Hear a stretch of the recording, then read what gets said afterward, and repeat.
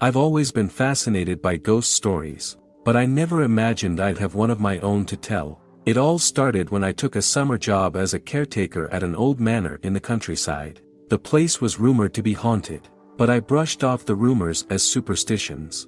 The manor was a grand old house, with high ceilings, creaking floorboards, and walls covered in peeling wallpaper. It sat isolated on a hilltop, surrounded by overgrown gardens and a forest that loomed ominously in the distance. From the moment I arrived, I felt a chill in the air that had nothing to do with the cool summer breeze. My first night there was uneventful, if a bit lonely. I settled into the caretaker's cottage, a small, cozy room attached to the main house. As I lay in bed, trying to ignore the creaks and groans of the old building, I found myself wondering about the manor's history. Who had lived here? What secrets did these walls hide? The next day, I explored the house. I wandered through empty rooms, imagining the lives of the people who had once inhabited them. In the library, I found a collection of old photographs. One in particular caught my eye, a portrait of a young woman in a white dress, standing in the gardens with an enigmatic smile. There was something oddly familiar about her, but I couldn't place it. That night, things began to happen. I woke up to the sound of footsteps echoing in the hallway outside my room. I sat up, heart pounding, and listened intently. The footsteps stopped abruptly, followed by a soft whispering that I couldn't make out. I lay there, frozen with fear, until the dawn broke and the house fell silent once again. Over the next few days, the incidents escalated.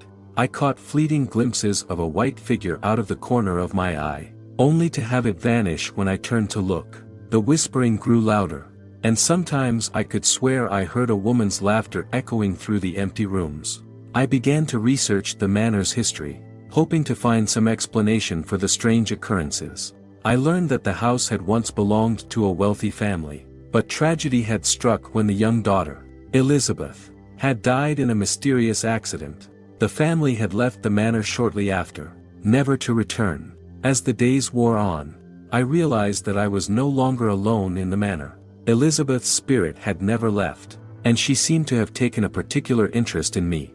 I felt her presence everywhere, sometimes gentle, sometimes menacing. The final straw came one night when I was alone in the library. I heard the soft rustle of dress fabric behind me and turned to see Elizabeth standing there, her smile as enigmatic as it was in the photograph. She reached out to me, her fingers cold as ice, and whispered in my ear, "You're mine now." With a scream, I bolted from the room, only to find myself trapped in a maze of hallways that led nowhere. I could hear Elizabeth's laughter echoing around me, growing louder and louder until it seemed to fill the entire manor. Somehow, I managed to find my way back to my room. I packed my things, left the keys on the table, and fled into the night, never to return. After fleeing the manor, I found myself driving aimlessly through the dark, country roads. My hands trembled on the steering wheel, and my heart pounded in my ears. I kept glancing back, half expecting to see Elizabeth's ghostly figure appear in the rearview mirror. Eventually, I made my way back to the small town where I'd been staying. I checked into a motel, grateful for the anonymity and the solid lock on the door. But even there, I couldn't shake the feeling that I was being watched, that Elizabeth's spirit had followed me.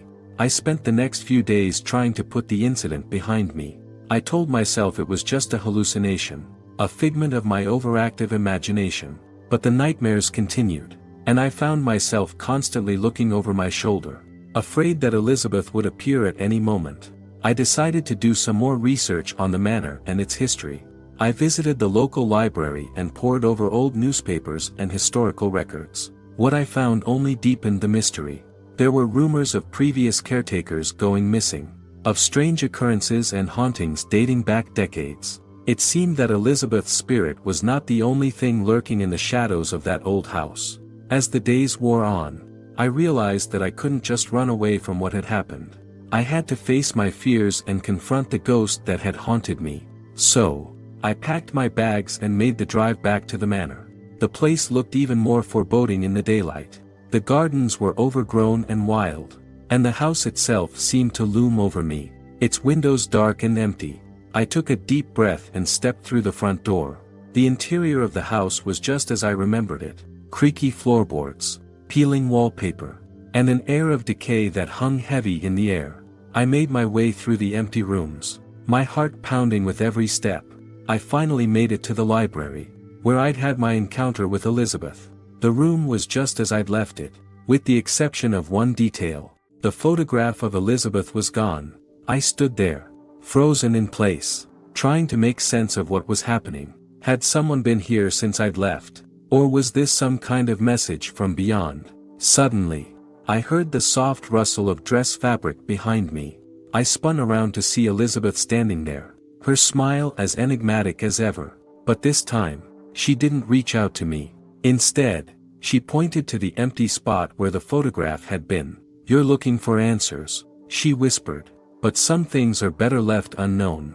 With that, she turned and walked away, her dress trailing behind her like a wisp of smoke. I followed her, only to find myself back in the hallway outside my room. The door was open, and my bags were packed, just as I'd left them. I grabbed my things and ran out of the house, not stopping until I was back in my car and speeding away from the manor. I never looked back, and I never spoke of what happened to anyone.